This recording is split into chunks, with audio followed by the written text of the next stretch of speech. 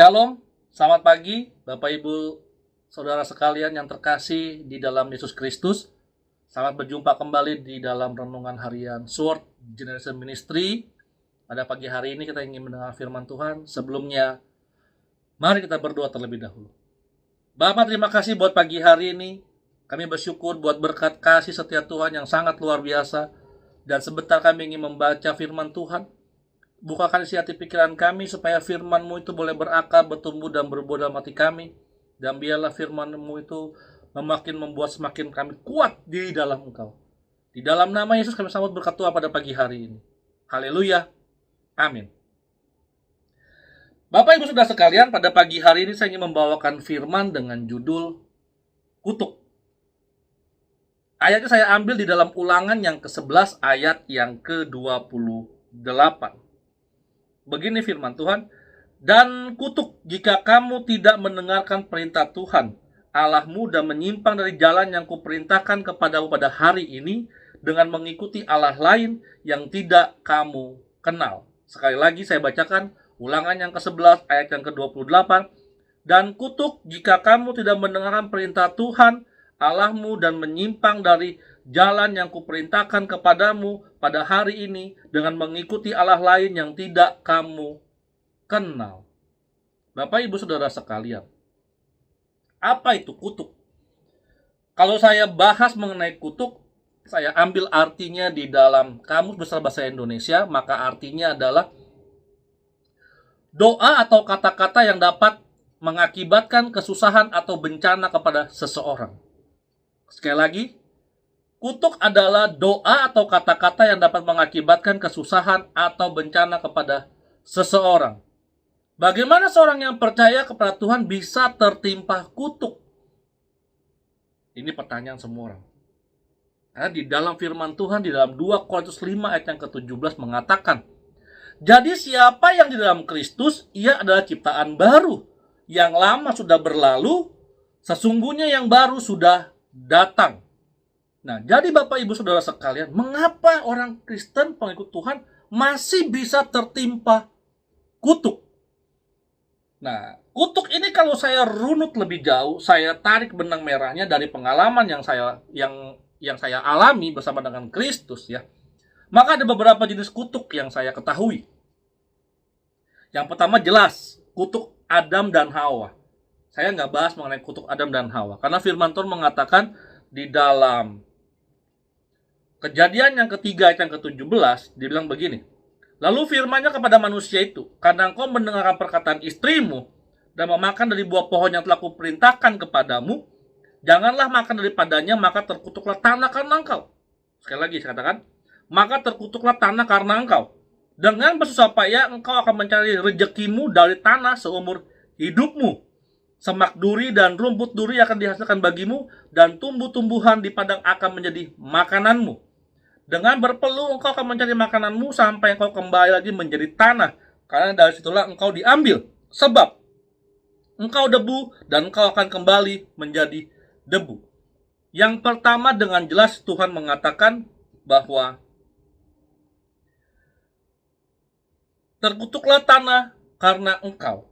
Dengan bersusah payah engkau akan mencari rezekimu dari tanah seumur hidupmu. Bapak Ibu Saudara sekalian, dari awal saja kita lahir, udah dikutuk.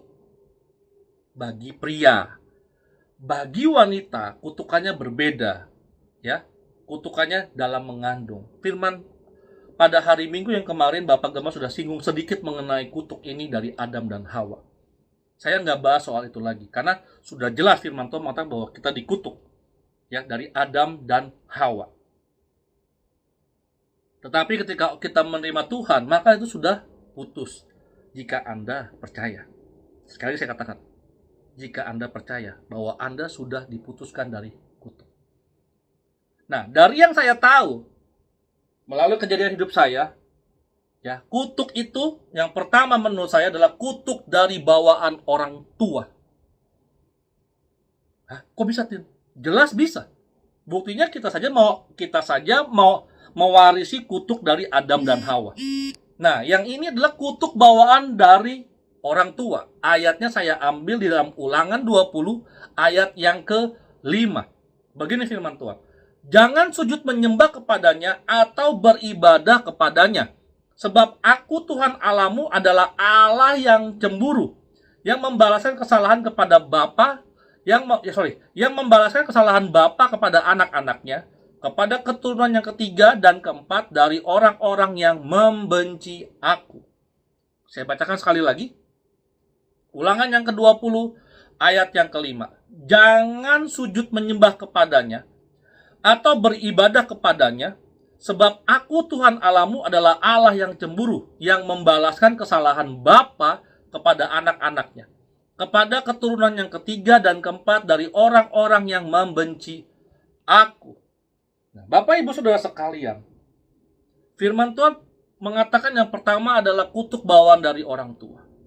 Nah, saya tidak tahu bagaimana keadaan orang tua Bapak Ibu Saudara sekalian. Mungkin dari mereka ada yang sebagai penyembah berhala. Nah, ini jelas Bapak Ibu Saudara sekalian, kutuk itu menimpa kita.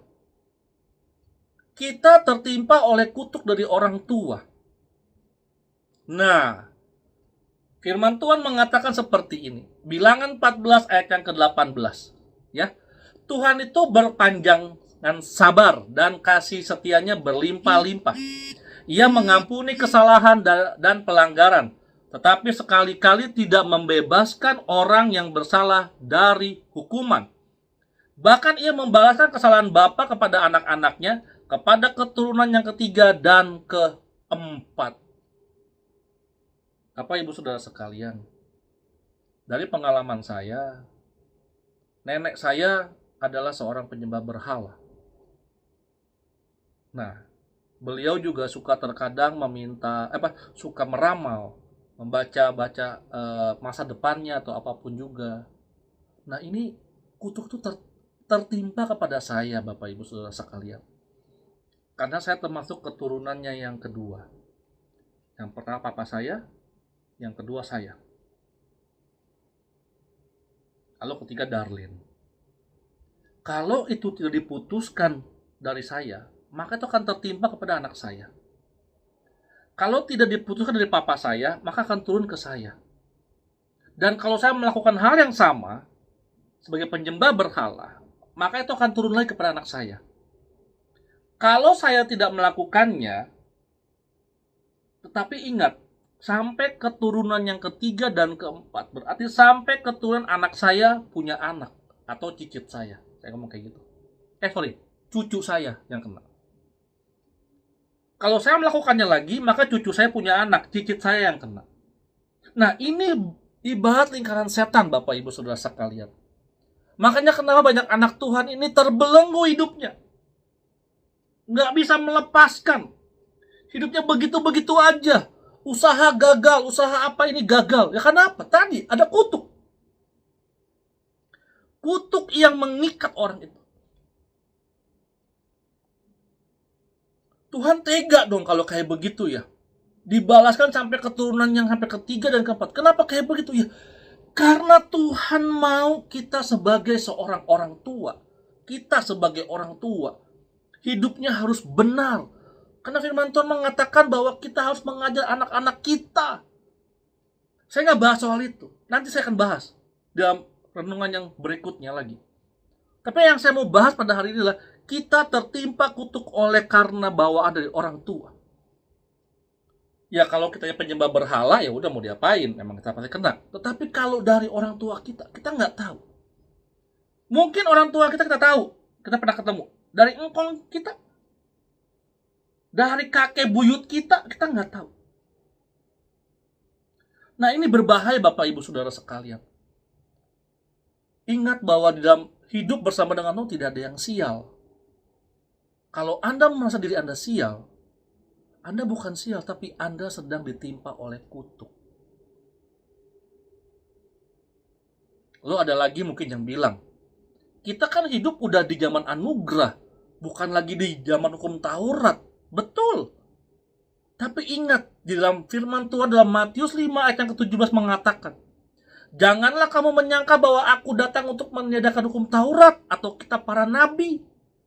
Karena Aku datang bukan untuk meniadakannya, melainkan untuk menggenapinya. Sekali lagi ya, Matius 5 ayat yang ke-17. Janganlah kamu menyangka bahwa aku datang untuk meniadakan hukum Taurat atau kitab para nabi. Aku datang bukan untuk meniadakannya, melainkan untuk menggenapinya. Bapak Ibu Saudara sekalian, Tuhan datang ke dunia bukan untuk menghilangkan hukum Taurat, tetapi dia untuk menggenapinya. Kenapa menggenapinya? Karena kalau di hukum Taurat, kita butuh suatu sebagai penebusan dosa terus-menerus. Ketika kita berdosa, harus ada korban yang dipersembahkan kepada Tuhan sebagai ganti dosa kita. Tetapi semenjak Tuhan datang, korbannya hanya dia, sekali dan selamanya. Karena dia telah menjadi pendamai buat kita, Bapak Ibu Saudara sekalian. Nah, jadi pada pagi hari ini, jika Anda merasa hidup Anda begitu-begitu saja, tidak ada perubahan yang berarti dalam hidup Anda, coba pikirkan, mungkinkah Anda terkena kutuk? Jika iya, jawabannya, mari bereskan hidup Anda. Saya tidak merasa hidup saya paling suci, tidak. Karena saya katakan tadi, seperti di awal firman, bahwa saya hidupnya ditimpa kutuk. Dan saya sudah berhasil melepaskan kutuk itu. Karena saya tahu bahwa nenek saya dulu penyembah berhala. Saya minta ampun buat dia, supaya saya dilepaskan. Tapi jika Anda percaya bahwa Anda sudah dilepaskan, maka pegang itu. Banyak orang yang pelepasan atau ketika dibaptis kurang percaya. Bener gak ya udah dilepasin? Bener gak ya dosanya sudah diampuni? Nah, hal seperti ini jangan sampai terjadi dalam hidup saudara. Jika terjadi, maka sekali lagi, Anda bukan orang bebas. Tapi Anda sedang membohongi diri Anda sendiri. Nah, sama seperti saya. Saya sudah dibaptis, saya sudah menerima Tuhan, saya sudah pelayanan, tapi saya lupa bahwa hidup itu harus selalu dijaga. Keselamatan itu harus terus dijaga. Jika tidak, Anda sedang mengundang yang bukan Allah datang ke hidup Anda dan merusak hidup Anda. Dan itu kejadian kepada saya. Makanya pada pagi hari ini saya saksikan kesaksian hidup saya melalui firman Tuhan. Bahwa hidup saya dahulu di bawah kutuk. Dan setelah saya bebas dari kutuk itu, saya menjadi orang yang bebas. Menjadi orang yang lebih lagi mengerti firman Tuhan dan bisa lebih lagi mendekat kepada Tuhan karena saya tahu hidup saya sudah dibebaskan. Dan ingat, sebagai keturunan Abraham, bukan saja kita menerima janjinya, tetapi kita juga menerima konsekuensinya jika tindakan kita tidak sesuai dengan firman Tuhan. Mari kita berdoa. Bapa, terima kasih buat hari ini. Pada pagi hari ini kami belajar mengenai kutuk, bahwa kami dikutuk dari orang tua kami, karena orang tua kami ada mungkin yang penyembah berhala. Tuhan, pada pagi hari ini mau berdoa buat setiap orang yang mendengar firman Tuhan pada pagi hari ini, supaya mereka boleh Tuhan jamah hati mereka, dan Tuhan ingatkan jika memang dosa ini ada di dalam hidup mereka, supaya mereka dilepaskan dan hidup ekonomi mereka menjadi makin maju, makin luar biasa, tidak di bawah kutuk lagi, karena Engkau pasti hendak memberkati mereka dengan berlimpah-limpah. Oleh sebab itu di dalam nama Yesus, aku mau usir tengking, roh-roh kedegilan, roh-roh kebodohan, selubung-selubung yang menutup semua orang yang mendengar firman Tuhan ini, di dalam nama Yesus, supaya setiap kami yang mendengar firman Tuhan, kami dicelikan mata kami, dan kami mengetahui bahwa hidup kami ada yang tidak beres, dan kami mau membereskan hidup kami. Terima kasih Bapa. Di dalam nama Yesus, aku percaya Dan aku meteraikan firman ini, supaya setiap orang yang mendengar, mereka boleh semakin berubah, dan mereka boleh sadar, dan mereka boleh semakin menjadi orang-orang yang bebas, lepas bersama denganmu, ya Tuhan Yesus Kristus. Di dalam nama Yesus kami berdoa, dan mengucap syukur pada pagi hari ini. Haleluya. Amin. Orang-orang yang bebas adalah orang-orang yang lepas. Mereka akan melesat jauh tinggi karena tidak ada lagi penghalang yang menghalangi mereka. Selamat pagi, Tuhan Yesus memberkati.